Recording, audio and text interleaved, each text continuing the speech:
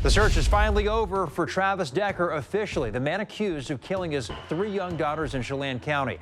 Sheriff's investigators confirmed human remains found last week are a DNA match. For nearly 4 months, local, state, and federal authorities searched 2,900 square miles by air and from the ground. It's a big day for Chelan County Sheriff's Office, all of our federal partners, that we can finally bring a close to this dark chapter of Chelan County. This afternoon, the Chelan County coroner announced an autopsy cannot be done. And based on the limited remains, it is likely we will not know exactly how Decker died. We might never know a motive for Decker's suspected crimes.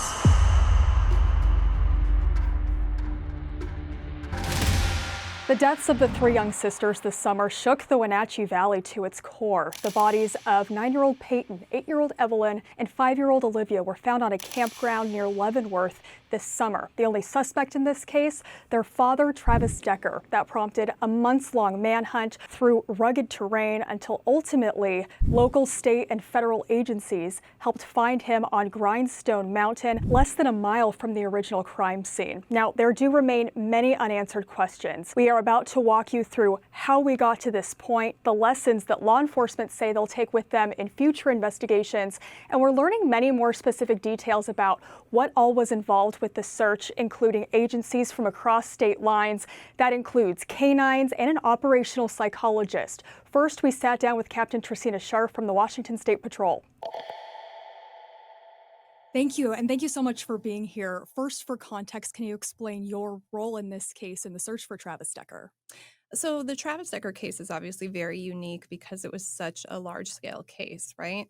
And so for any community, for any law enforcement agency to take something like that on by themselves would be extremely rare. Because I'm in charge of criminal investigation division, I did a lot of the liaising between the different divisions of the Washington State Patrol that helped with this case, including our crime scene response team, our aviation units, our SWAT units, our intelligence, all kinds of things. So Travis Decker's remains ended up being found relatively close to where the girls' bodies were at that campsite near Leavenworth. Why do you think it took so long to find him? the reason for that is because, one, the terrain was so hard to search. Two, the way that Travis got to his location where he ended up dying was not a way that any of the searchers felt safe to go up. And so we actually found him from the top down.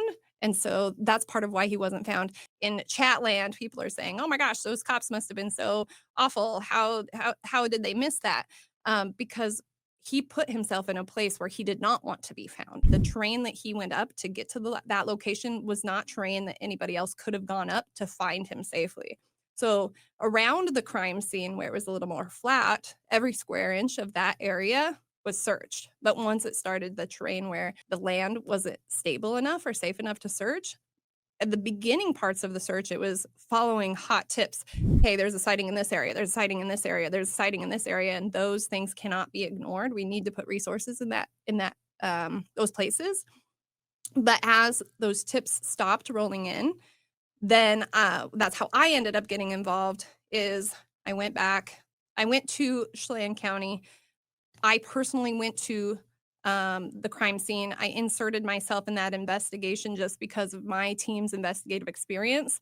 I reviewed the entire case file and used that information with a partnership with Dr. Stacy Chiquette. She is the operational psychologist that everybody is raving about right now, because the reason Travis Decker was found was because of her profile of him. 100%, if it wasn't for Dr. Chiquette, he would not have been found. So when things calmed down, that's the point where, because she was a contractor through Washington State Patrol, that's the point where I went back to the sheriff's office and said, hey, let's make sure that we didn't miss anything. I looked at the case myself. I looked at the gaps in her profile and the areas that had been searched. We had federal partners that were willing to help. And I was able to bring together all of those resources at the right place at the right time to successfully find Travis Decker. Incredible. And I wanted to touch on Stacy as well. Can you paint a picture of what led to that decision to get her involved? It actually started organically as wellness. So we have a doctor, a psychologist that is our wellness psychologist for the Washington State Patrol. He has contracted psychologists around the state because he can't be everywhere at once, and our agency is really big. So when there is a wellness need, he reaches out to contracted psychologists to say, hey, I have a need. Could you help out with this? So when the Decker case happened, obviously this kind of tragedy is not the kind of thing that even cops see every day. These beautiful little girls being killed, it's a huge impact to the family, the community, and to law enforcement, right? So our psychologist reached out to Dr. Chiquette. She, having the specialty that she has, which is only a handful of people worldwide that have the specialty she has, said, hey, my skills might be better utilized as an operational psychologist rather than in the wellness purposes. And so this was my first time working with an operational psychologist too. I have to admit, I was a little skeptical. I'd worked with profilers before and they led us to tips and things like that. But since then, since working with Dr. Chiquette, I am sold. She is absolutely amazing. Her profile was spot on. And what she said is exactly what Travis did and where Travis was found. It was absolutely amazing. Goosebump situation. Can you give us some of those details about what she was looking for and ultimately what you were looking for? So what she does is she looks at all of the evidence and she tries to get in the mindset of that person. And with the evidence that she looked at, which included some journaling from Travis Decker, his Bible, and some notations that he had made, she was able to put it all together. It wasn't like this is my plan, this is what I'm going to do. It was this gigantic puzzle that she had to dump out. And you went to the actual scene. Did it appear, based on what was found there, that Travis Decker may have gone directly up Grindstone Mountain, or do you think he may have been on the run and then ended up there? We have no information to show that he did anything other than commit the crime and then go to the location where he was found, which is what Stacy predicted would be where he'd be found. There was no indication in any of the evidence that there was any other sort of plan. Now, were there some red herrings? Yes. But as far as the case evidence, there was nothing else pointing in any other direction. And there are still unanswered questions, including how he may have died and a motive for allegedly killing his 3 young girls. From State Patrol's standpoint, do you think we might ever get more answers? So right now we are very conscientious of the family and making sure that the family gets the information that they deserve before they see it in the media, right? And so we have made a connection with the family to see if they're ready to hear those things, because we absolutely do have those answers. Not for Travis's cause of death. We will never know that. Dr. Chiquette alluded in her previous interviews that that sometimes passively dying is your way of dying, and that's kind of the direction that things are as far as the evidence that was at the scene. That's kind of the best guess, but we will never ever know, right? There was no other evidence found to show that there was some other cause of death, right? But as far as the reason Travis did what he did, absolutely we know, but we need to make sure that we share that with the family when they are ready for that before we share that with the media. So it is very good that the manhunt is over, right? Because there were a lot of people living in fear of what could happen next if we never were able to find him and locate him. And so that part is good. But as far as the totality of the impact of all of this, for a lot of people, I don't think people will ever really get over it. This is such a rare, horrific case. But the impact of all of those people that worked really closely together will stay forever. For the first time, we're speaking with members of those search teams who did work close together. That includes a Customs and Border Protection unit out of Tucson, Arizona. Agent Cody Bachman has been with the department for years. He was part of that first team to find Travis Decker's remains. He explains the scene once he got there and his reaction after hours of work to get to this point. Next, Agent Jonathon Elledge is the handler for K9 DELA, one of the few canines certified nationwide in human remains detection. detection. He says this was a massive team effort that overcame many obstacles thanks to a lot of training. I spoke with both of these agents over the phone about their experience and the takeaways from this manhunt. My specialty was technical rope rescue, high angle, and then also the helicopter rope suspension techniques specialty. So the terrain is definitely probably one of the most difficult terrain areas that I've worked in. Several of our canine teams that were out there, the dogs couldn't even really sit or lay down on the side of the hill without sliding. The canopy was so thick that, we had to stay close to each other because we would lose visibility. At what point did you find out that Travis Decker's remains or clothing might have been spotted on the mountain? So for us, it was the last day or the last search day for us. And it was kind of late morning. We had several teams dropped off via helicopter on Grindstone Mountain. And after several hours we were all kind of making our way doing a grid search down the mountain. One of the canine teams, it's actually Agent Elledge with his canine Debo.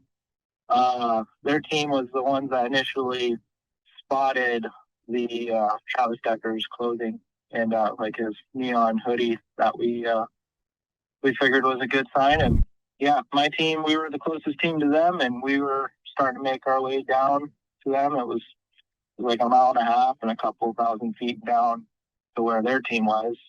What was your reaction once you got to that scene, and what did you see?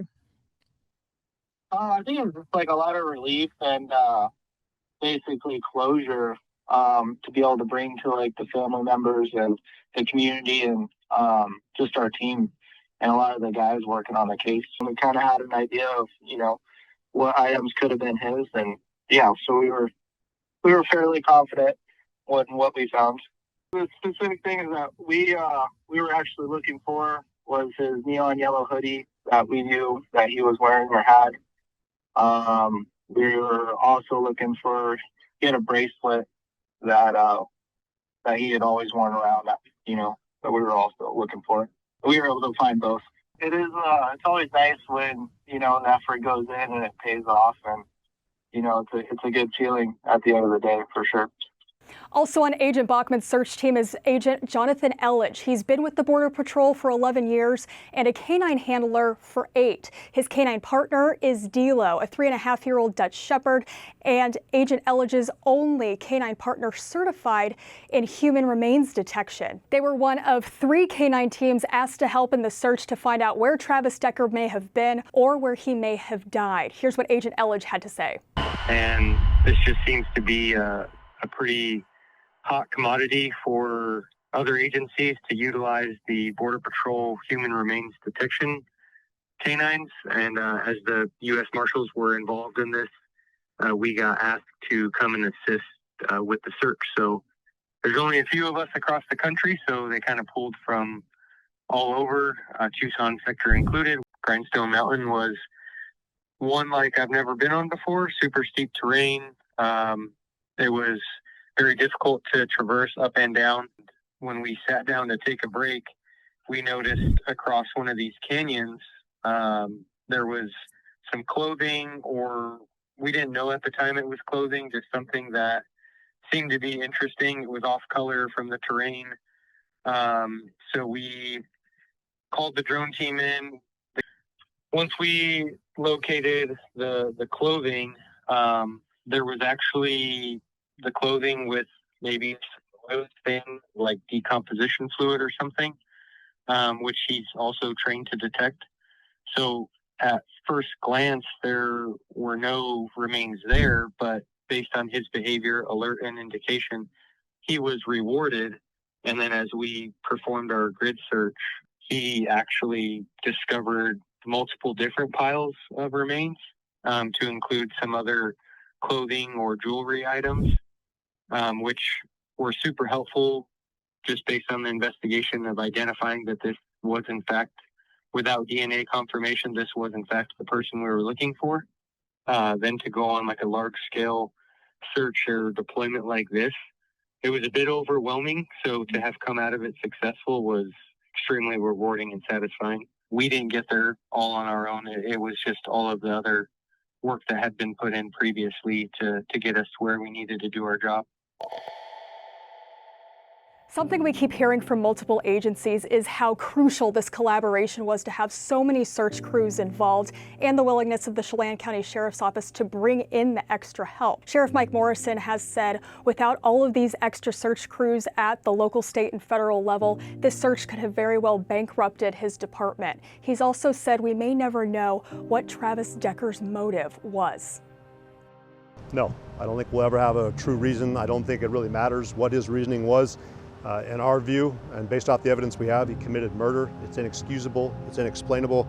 Our community is now down 3 young girls that would have been our bright future. I would say personally that I certainly view it as a win for our community, that we can close this. This has been a very dark chapter. You're looking at one of the largest manhunts in Chelan County history, one of the most horrific crimes that we've seen in Chelan County. I certainly just feel for the family. I couldn't imagine that as a father, to lose any of my kids, especially all 3. And I hope that we never see anything like this in Chelan County again. But personally, I'm just glad to see it's closing out and we're putting it behind it.